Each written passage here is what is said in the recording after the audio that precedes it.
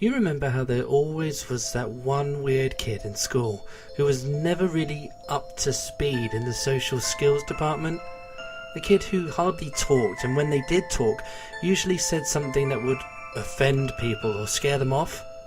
The kid who was universally bullied by other kids, who then tried to justify it by saying they deserved it?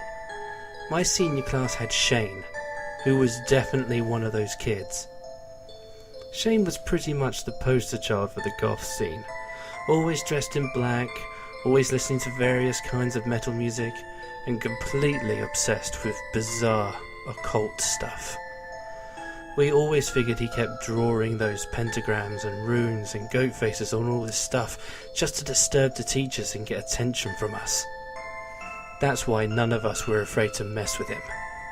At worst, kids would shove him around, steal his books, and at one point set one of his sketchbooks on fire. At best, they, the kids that didn't want to be targeted themselves, anyway, including myself, simply ignored what was going on and said he was a freak. Since my school was quite small, this included pretty much all the seniors. Poor Shane never stood a chance. A few weeks before graduation, a group of us began to hassle Shane about his sketches again. However, instead of glaring or shouting, he began to laugh. Then, he grabbed the collars of his shirt and stretched it down, revealing a large circular symbol carved into his chest. The carvings themselves have scabbed over, but small splodges of red remained where the blood had stained his pale white skin. Later, my girlfriend at the time would tell me that she saw similar markings on his arms that day. "I'm going to hell soon," I remember him saying to us. "I'll see all of you there." No one bothered him after that, and I assumed that one of us told the principal about it, because the next day he was taken to an institution and placed on suicide watch. A week later, a letter was sent to all our parents saying that Shane had died in the facility.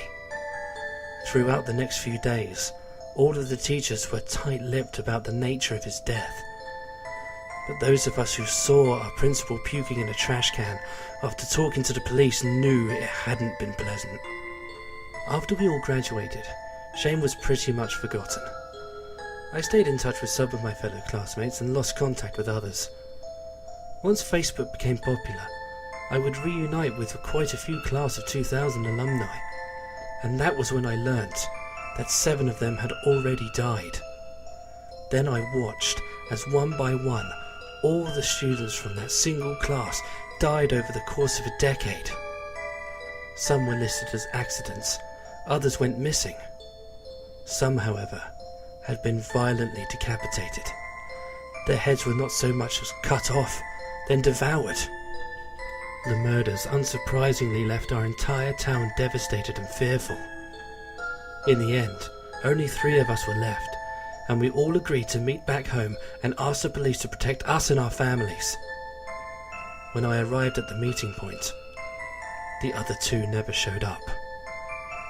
Now, when I go to sleep at night, I keep a gun under my pillow and a rosary in my hand, begging God to protect me and begging Shane to forgive me. I'm so sorry, Shane. We all are.